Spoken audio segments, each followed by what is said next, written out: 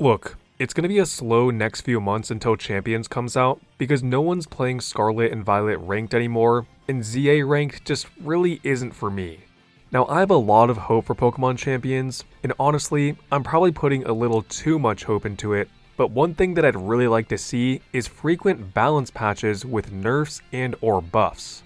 So in this video, I'm going to be discussing 3 levels of nerfs, increasing in severity at each level, that would help balance out the most broken Pokemon in the game once Champions rolls around.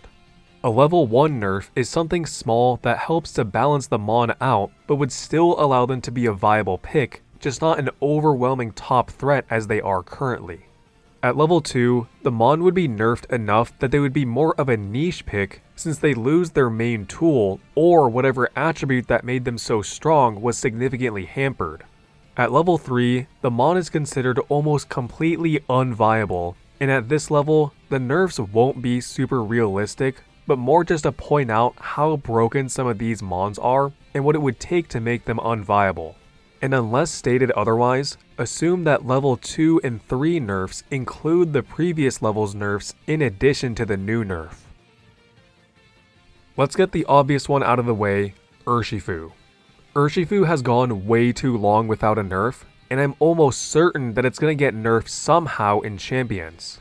It actually kind of did get nerfed already, since Champions team previews show the type of the opponent's Pokemon, so it will no longer be a guessing game of which form it's in closed team sheets.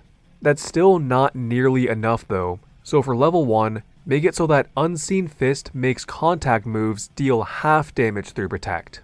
Unseen Fist's effect actually doesn't even come up all that often, it's more the threat of it that keeps players from even protecting at all. Now if it dealt half damage through Protect, you could actually feel somewhat comfortable protecting in front of it, since that essentially makes it so that you resist its attacks if it was originally neutral. Urshifu still keeps its main gimmick, it's just toned down so that you can actually kind of play around it. For level 2, make Surging Strikes and Wicked Blow +2 critical hit ratio moves, not guaranteed critical hit moves.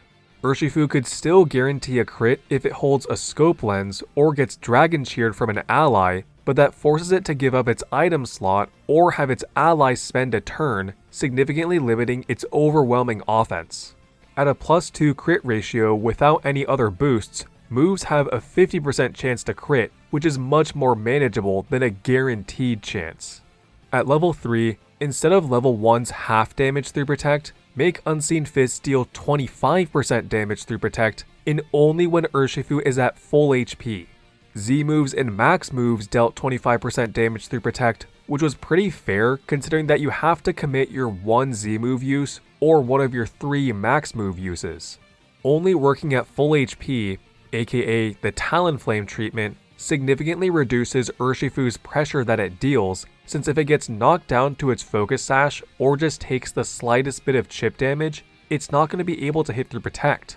If it has a Focus Sash, then it doesn't have a guaranteed crit chance because of level 2's nerf unless it got Dragon Cheered. I could see Urshifu completely falling off at level 3. Next we have Incineroar. Incineroar just does too much.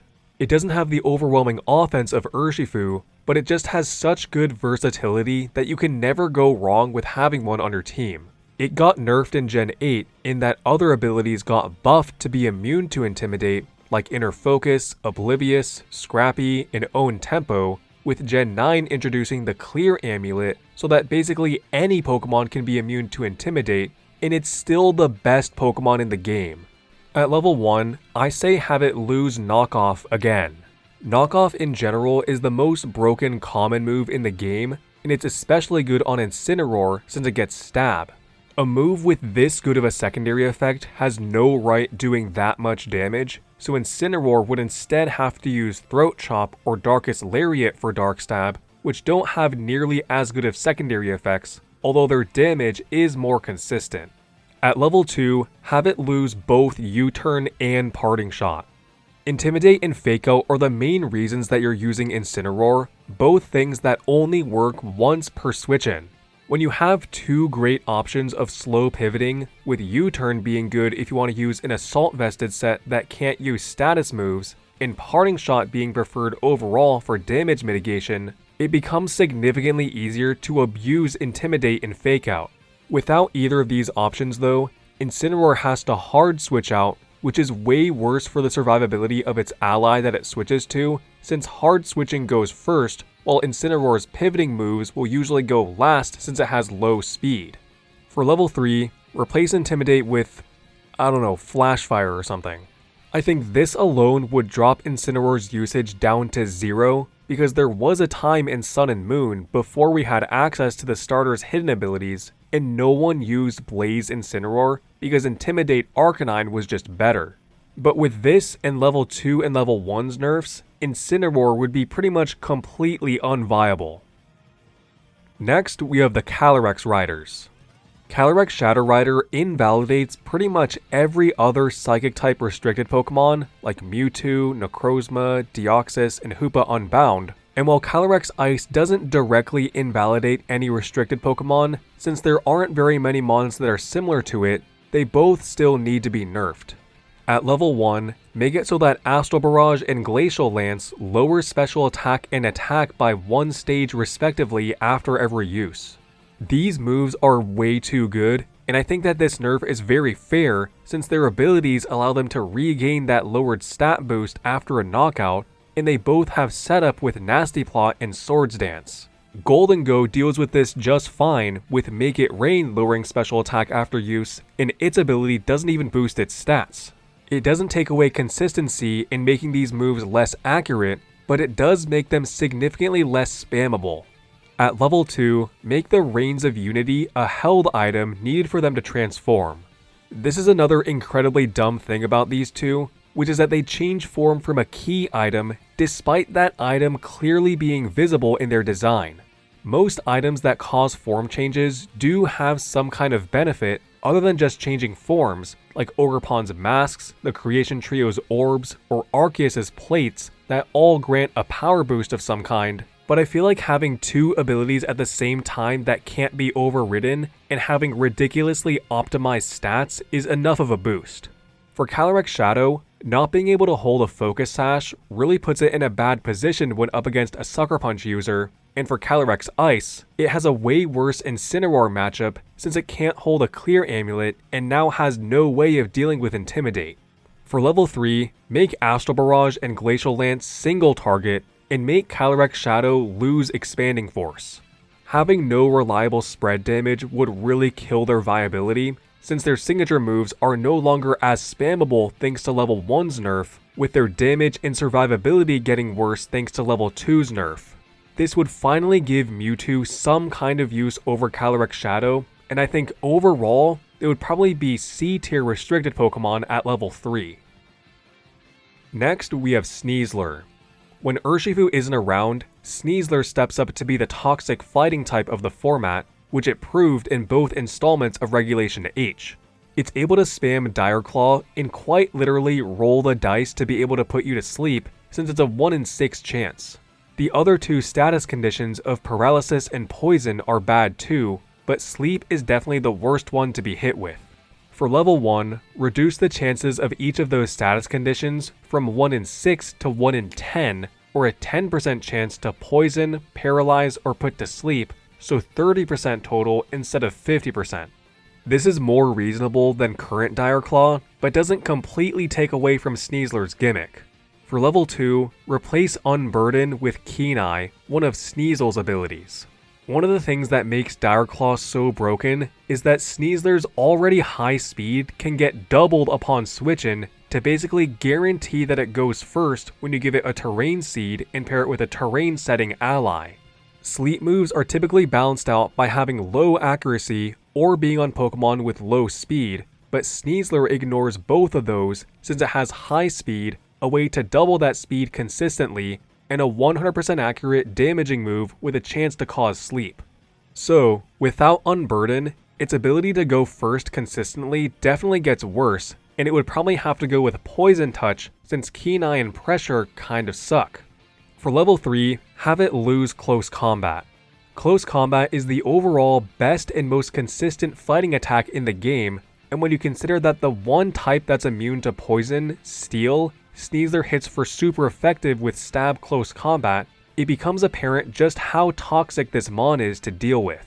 Remember that at level 3, these aren't supposed to be super realistic, so it doesn't really make a lot of sense for Sneasler to lose close combat, but if it did, its next best fighting moves are Low Kick and Brick Break. Low Kick only deals 80 base power damage to Archaludon and Incineroar, which typically won't one-shot them, but they probably would get one-shot with close combat. Next, we have Flutter Mane. I feel like Flutter Mane is one of the hardest mons on this list to nerf because it's part of a group, the Ancient Paradox Pokemon, and you really can't make a lot of changes to its stats or ability without changing the whole group. What you can do is rearrange its stats, so for level 1, instead of 55-135, make it 60-130. This isn't a total nerf because it makes it slightly more physically bulky, but let's be real, that's not why you're using Flutter Mane. At 130 instead of 135 speed, it now loses to Calyrex, Miraidon, and Chien-Pao, and ties with Mewtwo, Mega Gengar, and Tapu Koko, which indirectly buffs them in the process. At level 2, have Flutter Mane lose Icy Wind. One of the main ways that players use Flutter Mane is giving it a booster energy to raise its speed and have it click Icy Winds for speed control. This works even better when paired with Groudon or Calyrex, since it allows the Sun to give Flutter Mane the speed boost so that its item slot is freed up, where it will usually hold the Focus Sash. But without Icy Wind, Flutter Mane loses a pretty significant role that limits it to kind of just being a fast special attacker, where you might even prefer Spectrier since it has higher special attack. At level 3, have Flutter Mane lose Moonblast. I'd honestly just prefer a nerf to Moonblast, and I'd go with what I said in my How to Balance Every Type in Pokemon video about how it should be 90 base power and be classified as a Ball and Bomb move that bulletproof mons are immune to. For this video though, it's just about nerfing individual mons, so keep Moonblast as it is and take it away from Flutter Mane so that it only has Dazzling Gleam for Fairy Stab. I feel like even at level 3, Flutter Mane would still be good, so let me know if you can think of any other nerfs that wouldn't screw over the Ancient Paradox Pokemon or throw off the consistency of the group. Lastly, we have Miraidon. It's debatable on which is the most broken restricted legendary between the Calyrex riders and Miraidon, but there's no question that they are the top 3. At level 1, I'd have Miraidon lose Dazzling Gleam. I feel like it's pretty unfair for it to even learn it in the first place, because a mon with this high of special attack and speed that gets a boost to its special attack from its ability that has a no drawback 100 power 100 accuracy signature move doesn't need spread coverage this good.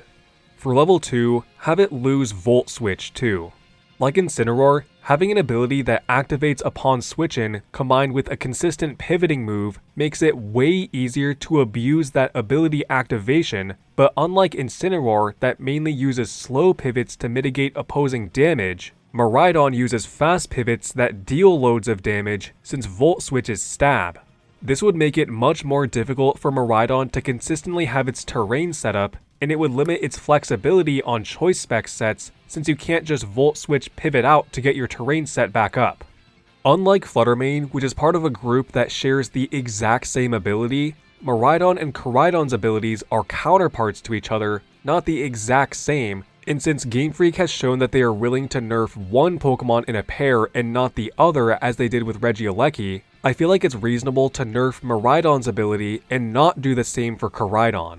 So for level 3, make the electric terrain set by Hadron Engine only last 3 turns. Setting terrain that gives you a boost to your electric moves, which are already boosted by stab, and getting a separate special attack boost on top of that with no drawback of any kind is just ridiculous. Only lasting 3 turns is a pretty big downside since your opponent could protect stall for 1 or 2 of those turns. Without Volt Switch for pivoting either, you have to hard switch, use a terrain extender, or have a separate terrain setter that would set the regular amount, which is 5 turns. And that's 3 levels of nerfs to 6 of the most broken Pokemon in the game. Let me know what you think of the nerfs I made and what you would have done instead. Anyway, if you want to support me and my channel, just leave a nice comment since I do read all comments. You can also become a member for 99 US cents a month to get a badge next to your name and early video access like all of these lovely people. If you want bonus content, check out my second channel, Extra Bell, where I post videos I've scrapped from the main channel, as well as more casual, unscripted videos. Likes are also one of the ways that YouTube determines if a video should be passed around to more people, so if you feel that this video deserves to be, I would appreciate it. Thanks for watching.